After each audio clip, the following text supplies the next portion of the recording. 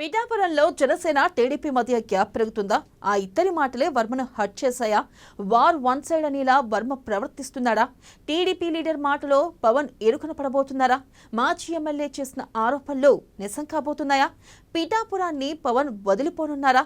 ఇంతకీ వర్మ ఏం చేయబోతున్నాడు? జనసేన లీడర్లు ఏం చేస్తున్నారు?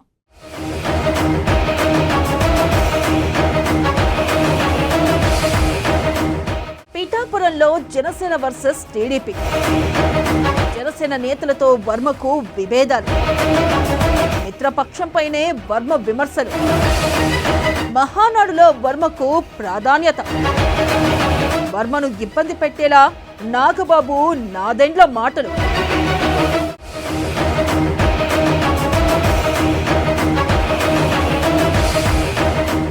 పిఠాపురం నియోజకవర్గంలో తెలుగుదేశం జనసేనల మధ్య విభేదాలు రోజురోజుకి ముదురుతున్నాయి.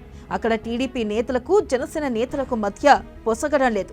పవన్ కళ్యాణ్ మాజీ ఎమ్మెల్యే వర్మకు ప్రాధాన్యత ఇస్తున్నప్పటికీ అక్కడ ఉన్న జనసేన ఇన్ఛార్జీలతో పాటు కార్యకర్తలు టీడీపీ నేతలు లెక్క చేయడం లేదు.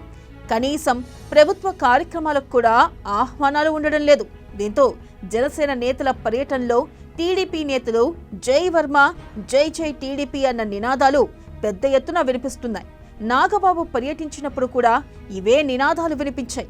అయితే జనసేన లోకల్ లీడర్స్ మాత్రం పట్టించుకోవడం లేదు. మరొక వైపు మాజీ ఎమ్మెల్యే వర్మ కూడా ఇక లాభం లేదనుకున్నాడో ఏమో రివర్స్ అటాక్ కు రెడీ అయినట్లు కనబడుతుంది.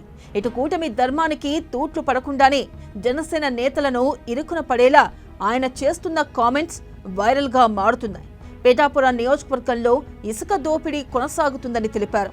ఇసుక మాఫియా పిఠాపురం నియోజకవర్గంలో రాజ్యమేలుతుందని, రాత్రి వేళ 200 లారీల ఇసుకను తరలిస్తున్నారని కూడా వర్మ వ్యాఖ్యానించడం విశేషం. పోలీసులు కూడా చూసి చూడనట్లు వ్యవహరిస్తున్నారని, పోలీసులకు కూడా భారీగానే ముడుపులు ముడుతున్నట్లు అనిపిస్తుందని వర్మ అనడం మరింత ఇబ్బంది పెట్టేలా ఉంది.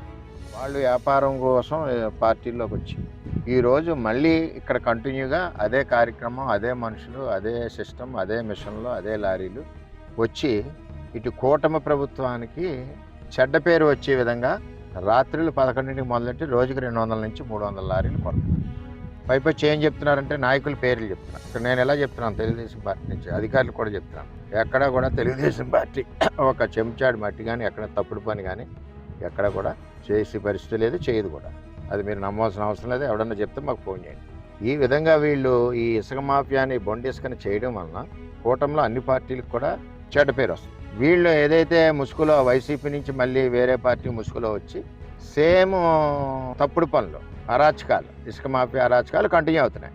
ఇది పోలీసుకి చెప్తున్నాం మేము, దగ్గర 20 రోజుల నుంచి చెప్తున్నాం. వాళ్ళకంటే ఈ మధ్యన గాల్పులు ఎక్కువగా ఉన్నాయి కాబట్టి పోలీసులు కనపడలేదు. ఇది రాత్రులు కనపడాలి. వాళ్ళకి ఇష్టమైన కార్యక్రమం ఏదన్నా పోలీసులు కనపడదు. అది ఆ విధంగా కార్యక్రమాలు జరుగుతూ ఉన్నాయి. డిప్యూటీ సీఎంగా అందరికీ ఆదర్శంగా ఉందామనుకుంటున్నారు పవన్. కానీ పవన్ కళ్యాణ్ ప్రాతినిధ్యం వహిస్తున్న నియోజకవర్గంలోనే ఇసుక అక్రమ రవాణా జరుగుతుందని మిత్రపక్షానికి చెందిన నాయకుడు విమర్శలు చేస్తుంటే పవన్ పరువు పోవడమే కాకుండా పిఠాపురంలో ఏదో జరుగుతుందని అందరికీ అర్థమయ్యే పరిస్థితులు నెలకొన్నాయి. ఇటీవల జరిగిన మహానాడు కార్యక్రమంలో కూడా వర్మకు టీడీపీ నాయకత్వం ప్రాధాన్యత ఇవ్వడం కనిపించింది. దీంతో మహానాడు తర్వాత ఈ వ్యాఖ్యలు చేయడం చూస్తుంటే పవన్ కళ్యాణ్ పేరు ప్రస్తావించకపోయినా ఆయన ఇమేజ్ను డ్యామేజ్ చేయాలన్న భావన వర్మలో ఎక్కువగా ఉన్నట్లు కనిపిస్తుందన్న విశ్లేషణలు వినిపిస్తున్నాయి.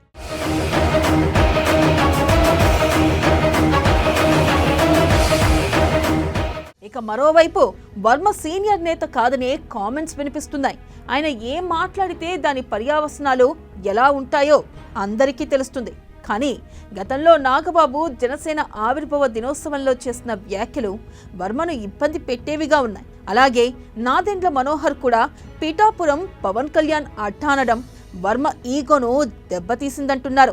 ఈ వ్యాఖ్యలకు కౌంటర్ గానే ఇసుక అక్రమ రవాణా పిఠాపురం నియోజకవర్గంలో జరుగుతుందంటూ చేసిన వ్యాఖ్యలు ఇప్పుడు జనసేనను ఇరకాటంలోకి నెట్టేసినట్లే కనిపించాయి.